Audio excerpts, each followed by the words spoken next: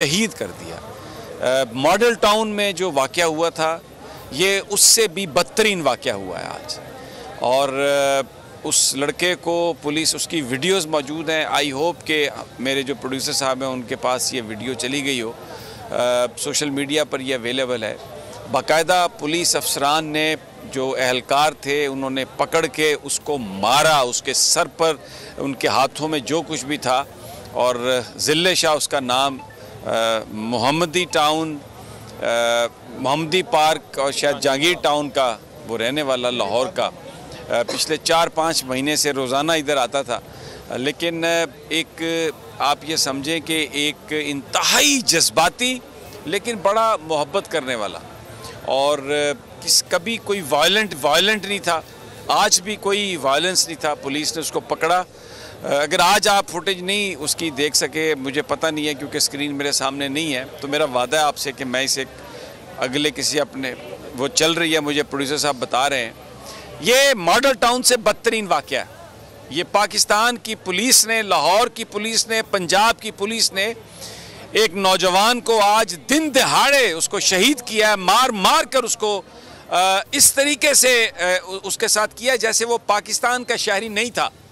मेरा सवाल अपने उन लोगों से है इस प्रोग्राम में जो ताकतवर हैं, जो पाकिस्तान के इस वक्त ज़िम्मेदारान हैं, अगर रियासती सरकारी मशीनरी नौजवानों को, पाकिस्तान के पुरअमन मोहब्बत करने वाले लोगों को, जो इस मुल्क में इंतखाब चाहते हैं, जो इस मुल्क में उनका जुर्म सिर्फ ये है कि वो डेमोक्रेसी चाहते हैं, उनका जुर्म ये है कि वो अपने लिए आज़ादियाँ मांगते हैं, अगर आप इस तरह से लाहौर की सड़कों पर दिन दहाड़े आप उन्हें तशद्दुद करके मारेंगे, यानी बाकायदा आपने मार के उसे शहीद किया, क्या पैगाम दे रहे हैं आप क्या पैगाम दे रहे हैं आप मुझे बताइए कि क्या ये मुल्क इसलिए कायदे आज़म ने हासिल किया था आज से 75 साल पहले?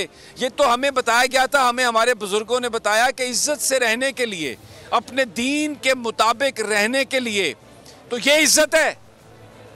ये सब कुछ जो सड़कों पे आज सारा दिन, मैं ज़मान पार्क के सामने हूँ, इस साइड पे आंसू गैस, और फिर उसके बाद वाटर कैनन्स, उसके बाद फिर लोगों के साथ तशद्दुद, फिर रात को लाशें उठ रही हैं। क्या है ये? हम कहाँ हैं? हम किधर जा रहे हैं? ये बहुत आज इधर ज़मान पार्क में, और आप यकीन करें यहाँ यानी ना कोई आ सकता था ना कोई जा सकता था, लेकिन यहाँ पर लोग मौजूद, और सैकड़ों की तादाद में जो आ गए इस सारे इलाके को बंद होने से पहले। और फिर उसके बाद यहाँ पर इस जगह पे ये चंद, यहाँ पे कदमों के फासले पर पीछे इमरान खान साहब हैं। मैं यहाँ पर खड़ा आपसे बातें कर रहा हूँ। थोड़ी देर पहले भी मैं अपनी आंखों में जो आंसू गैस है उसकी जलन महसूस कर रहा था। मेरा जो गला है, मेरा जो हल्क है, मैं वहाँ पर भी जो वो उसकी तेज़ाबियत या उसकी जलन है, मैं उसको महसूस कर रहा था। क्या हम आज इलेक्शन शेड्यूल का आपने ऐलान किया है, लेकिन उसके साथ ही आपने दफ़ा 144 लगा दी है, फिर आपने पेमरा से ये ऑर्डर जारी करवा दिया है कि कोई गैदरिंग की फ़ोटो नहीं दिखानी, यानी आप ये चाह रहे हैं कि हम मारेंगे, दिन दहाड़े मारेंगे और मीडिया पर पाबंदी लगाएंगे, हम जो मारेंगे वो टीवी पर कोई दिखा भी नहीं सकेगा।